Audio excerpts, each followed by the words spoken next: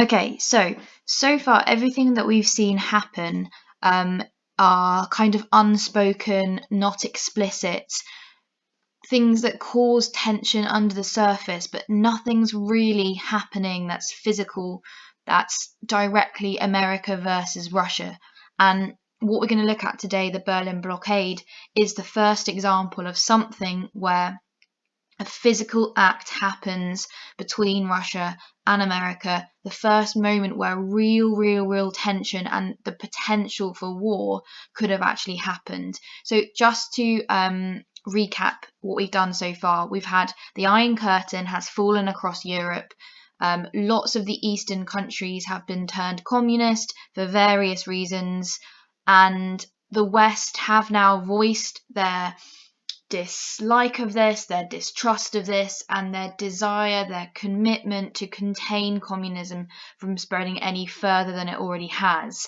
They can't really do much about the countries that have already fallen to communism, but they are committed to making sure this doesn't spread any further. When I say the West, I do mean Britain as well as America.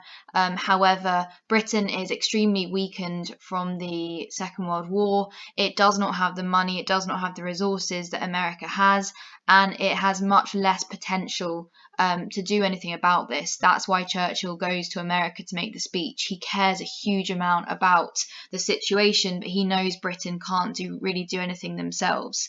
So that's the backdrop of this. Now, we know that in 1945 at Yalta and at Potsdam, Germany is divided into four. So as you can see on the map I've got here, we have the British zone, we have the American zone, the smaller French zone that was taken from the British and the American zones, and then the Soviet zone on the eastern side.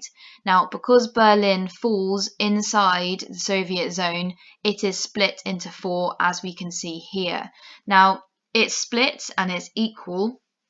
However, it's obviously bordered by, where's my cursor there? It's obviously bordered by the Soviet zone. So it is, I guess, a potentially very vulnerable place to get anything in. Of course, you have to drive through the Soviet zone.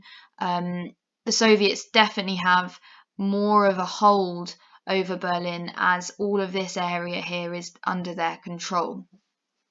Now, we need to fully understand and think about just how destroyed Germany was. So hopefully you've watched this video here that I linked to you.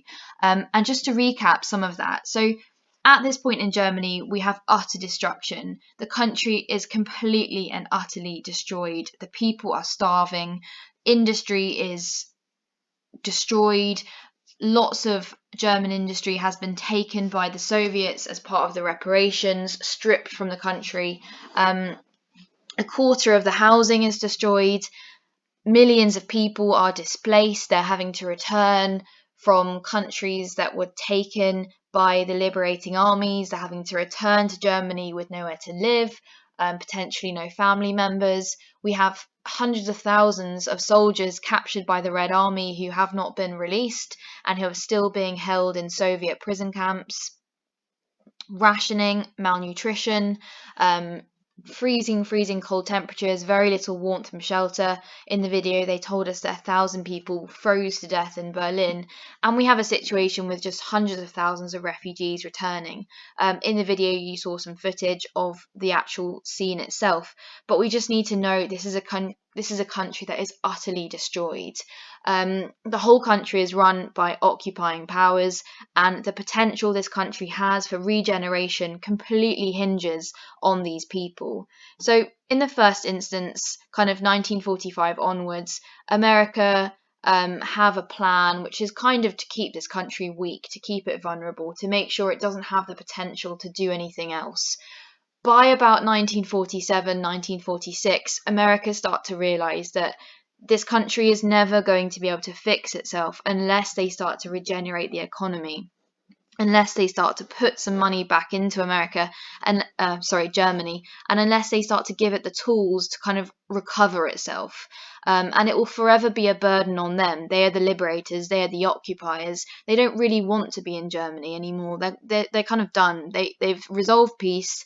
They resolved the war. They're very happy to go home now. But unless they try to do something about fixing Germany, they can't just leave it in this state because it's a complete mess and everybody's starving and dying.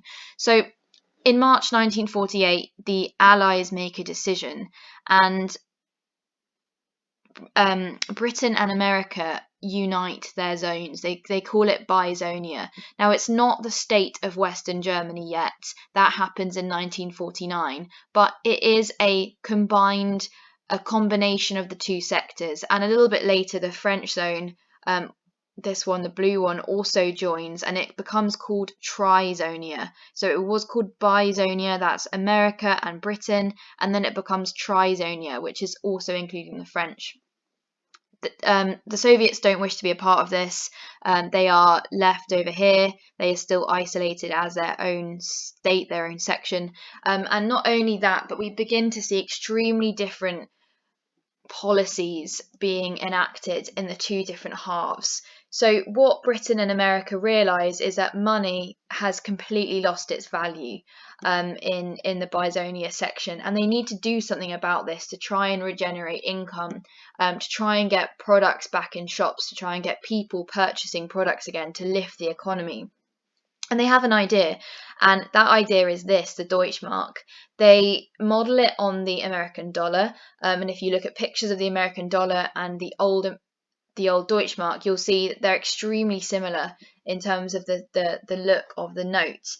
And they introduce this new currency, and essentially they bring the currency into West Germany, and instantaneously it gives Germany strength again. It gives shops a solid currency that isn't shifting, that isn't losing its value to buy products. It gives people money to go and buy goods for the first time. And it just lifts the economy. It starts to see regeneration. At the same time, we're also adding in Marshall aid to this. They're giving money to Germany, West Germany, along with other nations in Europe to try and regenerate and lift the economy again. So Bizonia, Trizonia starts to recover. Now, not only does Stalin and his sector not wish to be a part of this, but they are extremely angry that now there are two different currencies. They refuse to join in the currency, and they get really angry about it. He also sees the recovery, the regeneration that takes place as a form of I can't say the words. Provocation. I think that's how I say it. I'm sorry if I'm wrong. I'm suddenly doubting everything I know. Provocation.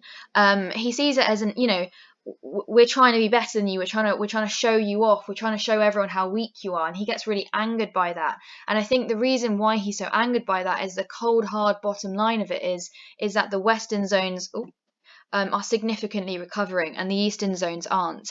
The Eastern zone still sees all the problems they saw before, whereas the Western zones begins to recover and get better.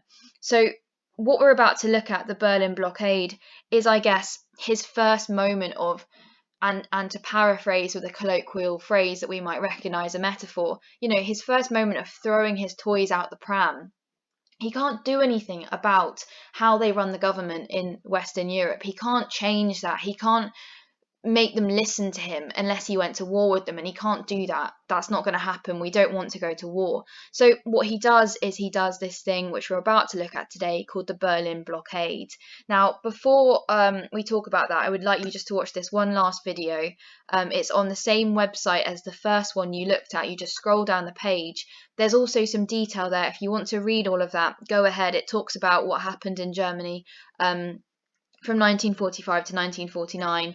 I've kind of recapped, summarized, covered the first bit up to 1948, and anywhere below this video is what we're going to look at in today's lesson on the Berlin Blockade. But hopefully that's made really clear to you, a recap of what's happened so far, but B, why this division of Germany caused so many problems, and what now Stalin does as a response to this very different path that both sides are taking.